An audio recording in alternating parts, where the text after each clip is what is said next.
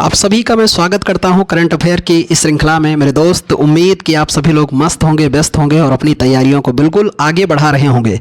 प्रत्येक दिन आप अपनी तैयारियों को एक नया अंजाम दे रहे हैं और ये अंजाम बस कुछ ही दिनों में आपके कंधों पर सितारों के रूप में चमकना शुरू करेगा। कहा जाता है दोस्त कि मिल ही जाएगी मंजिलें भटकते भटकते, मिल ही जाएंगी मंजिलें भटकते भटकते, गुमराह तो वो हैं जो घर से निकले ही नहीं। गुमराह तो वो हैं जो घर से निकले नहीं। उस शख्स को कोई गिरा नहीं सकता, उस शख्स को कोई गिरा नहीं सकता जिसने चलना ही सीखा ठोकर उसे। जी हाँ मेरे दोस्तों, आज की इस श्रृंखला में मैं आप सभी लोगों का स्वागत करता हूँ। आज की राष्ट्रीय खबर है वो चर्चा में रही है ट्रैवल फॉर लाइफ। इसके दो आयाम हैं, दो स्वरूप हैं। एक स्वच्छता के लिए ट्रैवल फॉर लाइफ और दूसरा ग्रामीण पर्यटन के लिए स्वच्छता फॉर लाइफ चलाया गया है। ट्रैवल फॉर लाइफ के बारे में हम लोग समझते हैं कि भारत के नेतृत्व में एक वैश्विक जन आंदोलन बन चुका है ये, और लाइफ का पूरा नाम है लाइफ स्टाइल फॉर इन्वायरमेंट, पर्यावरण के लिए जीवन शैली। इसका उद्देश्य अगर मैं बताऊं मेरे दोस्त, तो इसका उद्देश्य है पर्यावरण की रक्षा एवं संरक्षण के लिए व्यक्तिगत तथा सामूहिक कार्रवाई को प्रेरित करना। यानी पर्यावरण को बचाने के लिए व्यक्तिगत हम लोग तथा एक संगठन के रूप में इसके प्रति रिस्पॉन्सिबल रहना है। इसकी सबसे पहले अगर रूपरेखा हम लोग बात करें तो प्रस्तावित किया था प्रधानमंत्री मोदी ने COP26 की ग्लासगो बैठक, जो कहां पर है, यूनाइटेड किंगडम में है, वहां पर किया गया था। और इसकी शुरुआत 2022 में गुजरात के एकता नगर से किया था।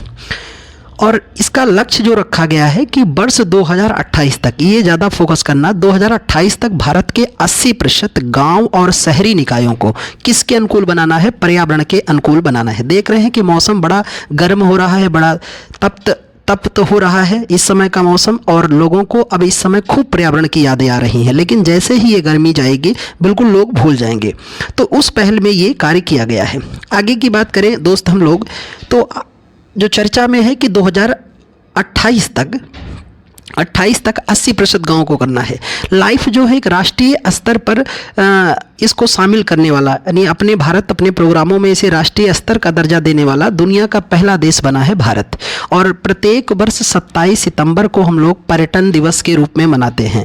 मेरे दोस्त, हम लोग कुछ दिवस की भी चर्चा कर रहे हैं, पिछले क्लास में किया था, उम्मीद है आप सबको रिवाइज करते रहना। पर्यटन दिवस प्रत्येक वर्ष 27 सितंबर को मनाया जाएगा। इसी अवसर पर पीएम मोदी ने 2023 में ट्रैवल फॉर लाइफ कार्यक्रम को वैश्विक रूप से लॉन्च किया था। तो तीनों डेट याद रखना। प्रस्तावित किया था ग्लासगो में और शुरुआत किया 2022 में, लेकिन वैश्विक रूप से लॉन्च कब किया, 2023 में G20 के समिट के समय। इस कार्यक्रम में भागीदारी के रूप में शामिल है कौन, United Nation, World Tourism Organisation, UNWTO, UNEP, United Nation Environment Programme, और केंद्रीय पर्यावरण, वन एवं जलवायु मंत्रालय भी इसमें शामिल हैं।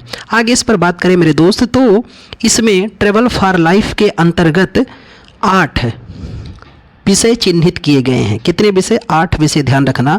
और पर्यटन दिवस के अवसर पर सर्वश्रेष्ठ ग्राम पुरस्कारों की घोषणा की गई है। मेरे दोस्त, कितने गांव की घोषणा की गई है, 35 को, और इन्हें 3 पुरस्कारों में डिवाइड किया गया है। एक तो स्वर्ण पुरस्कार 5 गांवों को दिया गया है, 10 गांवों को रजत पुरस्कार दिया गया है, 20 गांवों को कांस्य पुरस्कार दिया गया है।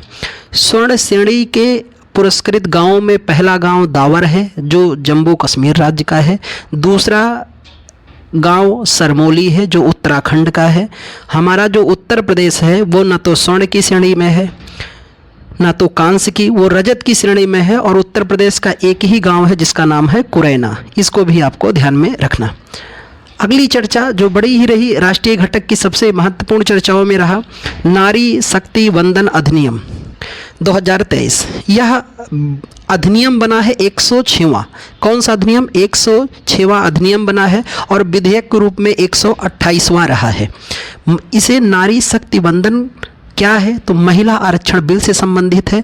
इसे लोकसभा ने 20 सितंबर को पारित किया, राज्यसभा ने 21 सितंबर को, और राष्ट्रपति ने इसे 28 सितंबर को मंजूरी दे दी। आप सोच रहे होंगे कि मैं डेट क्यों बता रहा हूँ। मेरे दोस्त, एक नया ट्रेंड चला है इस समय, आयोग की तरफ से तारीखें भी पूछी जा रही हैं, खास तौर पर जो महत्वपूर्ण विधेयक हैं उन पर। तो इसे आप बिल्कुल भी भूलना नहीं, ध्यान में रखना है। इस महिला आरक्षण विधेयक से क्या होगा, विधायिका में महिलाओं को 33% यानी 1/3 इन्हें आरक्षण दिया जाएगा। 1/3 लोकसभा राज्यसभा में 1/3 सीटें इनकी आरक्षित होंगी। बात किया जाए कि नए संसद भवन में पारित होने वाला जो पहला विधेयक था उसका नाम क्या है, नारी शक्ति वंदन विधेयक, और इसका 2 सदस्यों ने इसके विरोध में मतदान किया था, यानी वो नहीं चाहते थे कि महिला आरक्षण बिल लागू हो। एक तो असदुद्दीन ओवैसी, दूसरे सैयद इम्तियाज जलील, ये दोनों नहीं चाहते थे। इस महिला आरक्षण विधेयक के पक्ष में कितने लोगों ने वोट किया है, तो 454 सदस्यों ने पक्ष में वोट किया है। और ये रिजर्वेशन कितने वर्षों तक रहेगा, 15 वर्षों तक रहेगा। अगर इसे आगे ज़रूरत समझते हैं तो बढ़ाया भी जा सकता है। आखिरी जो हम लोग चर्चा करेंगे दोस्त वह रहेगा आयुष्मान भव अभियान। इसकी शुरुआत 13 सितंबर 2023 को हुई। राष्ट्रपति द्रौपदी मुर्मू ने गुजरात के गांधीनगर से किया था। ये राष्ट्रव्यापी स्वास्थ्य सेवा की सबसे बड़ी पहल माना जाता है। इसका उद्देश्य है प्रत्येक गांव शहर तक स्वास्थ्य सेवाएं पहुंचाना। प्रधानमंत्री जन आरोग्य योजना की आईडी निर्माण का कार्य भी इसी के तहत किया जा रहा है, ताकि तपेदिक और स्किलसिल रोग से जागरूकता लोगों में फैलाया जा सके। इसके 3 मुख्य घटक हैं, आयुष्मान आपके द्वार, आयुष्मान मेला, आयुष्मान सभा। इसके तहत लोगों को जागरूकता प्रदान किया जा रहा है। आगे बात करें हम लोग तो प्रधानमंत्री जन आरोग्य का सर्वाधिक उपचार किस राज्य में किया गया, केरल में। बड़े राज्यों में पहला स्थान, छोटे राज्यों में मेघालय आता है। और किस केंद्र शासित प्रदेश, यूटी मतलब यूनियन टेरिटरी, तो पुदुचेरी में। सर्वाधिक आयुष्मान कार्ड किस राज्य में बना है, तो असम। बड़े राज्यों में, छोटे राज्यों में नागालैंड, और यूटी में कौन है, जम्मू एंड कश्मीर। तो मेरे दोस्त